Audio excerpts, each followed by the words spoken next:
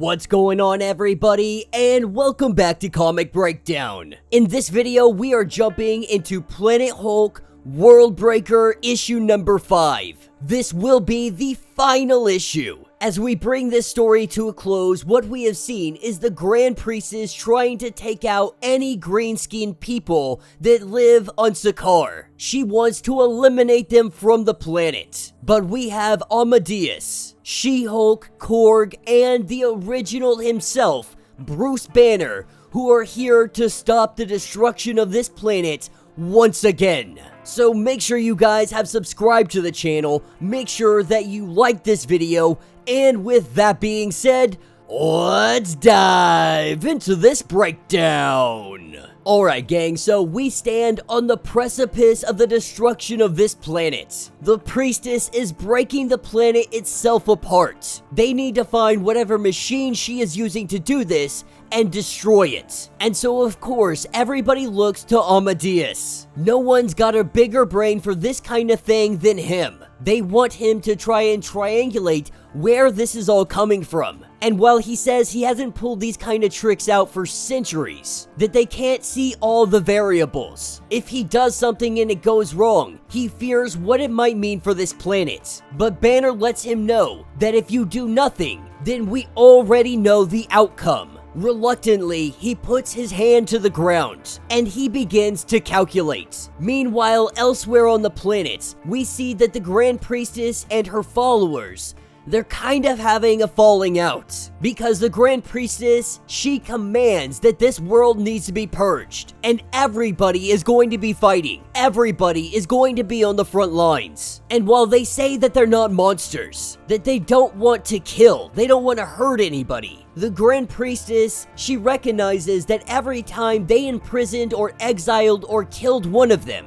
they had already doomed their own souls. She tells them to go on and join the Sentinels, to hold the lines for one last time, and let a perfect world be born without them. With the arrival of the Hulk and all the others, the Sentinels jump into battle. Banner is the first one to jump at them. Swinging his mighty sword, he is breaking Sentinels in half. As they get onto the battlefield, Amadeus tells Hulk that he can smash as many Sentinels as he wants, but those are just people over there. The last thing we want to do is massacre all of them. And he begs them to just lay down their weapons and walk away. That nobody has to die today. With our Hulks unwilling to start the battle, the Grand Priestess does. A giant crack of lightning, lava coming up from the ground. They are able to locate the exact location of where this machine is. With the Hulk breaking the ground, he reveals whatever this machine may be. And while Amadeus tries to figure out what way to calmly and actively take this thing down without blowing up the planet, the only idea he can come up with is to smash it. And so Banner goes in and he just lays down the hate. And at first, it looks like this is a victory. The lava begins to recede. They believe that they are all saved, but they can feel it in the ground. The ground is too calm. There was a variable that they could not see. The priestess machine wasn't just splitting the surface. It was trying to stop the molten core of the planet from spinning.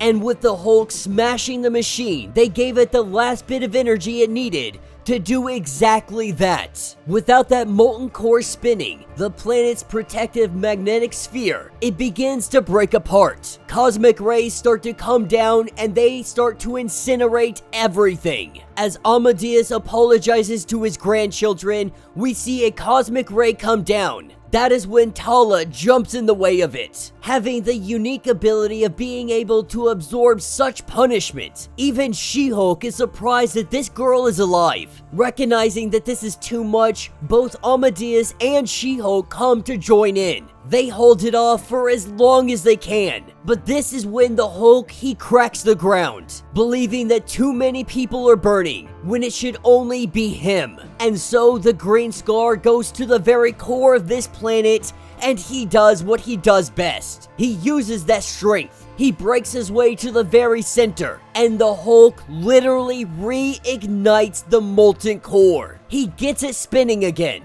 With the Hulk smashing the core, he was able to fire it up. And so the Grand Priestess and her scheme, it has all failed. But this story isn't about the Green Scar reigniting the core. This is a story of everyone afterwards. Everybody left over living in a broken world. One that is continuously shattered and reborn. They make mistakes every day, but they always look for another reason to try again. Our story leaving us off with Banner and Amadeus looking at the destruction of planets, but looking on this planet and knowing that today it has been saved. And that will be the end of this issue.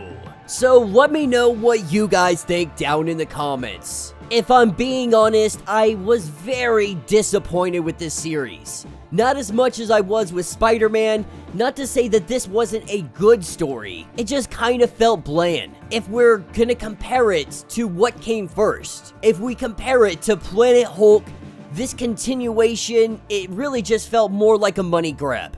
An opportunity to continue the Planet Hulk story, but without the emotional impact of the first story. And I guess that's kind of what you get with sequels. Sometimes the sequel just isn't good. You get that rare occasion where the sequel just blows your mind and you could say that it's better than the first. But that is such a rarity. And I think this comic is no exception to that rule. I would say that the sequel is really just mediocre at best. It's cool to see that 1,000 years in the future, we still have this society that is out here. We still have Planet Hulk. We still have Sakaar. But really, more than anything, it's just sad. It's sad to see that in 1,000 years, Banner is still lonely. Everybody is separated, everybody is scattered. This planet is devastated day in and day out. But a war was prevented. And I think that was the goal of Amadeus the entire time. Prevent the war and save as many people as possible, even if they are your enemy. But this is definitely not a story that I'll probably ever pick up and read again.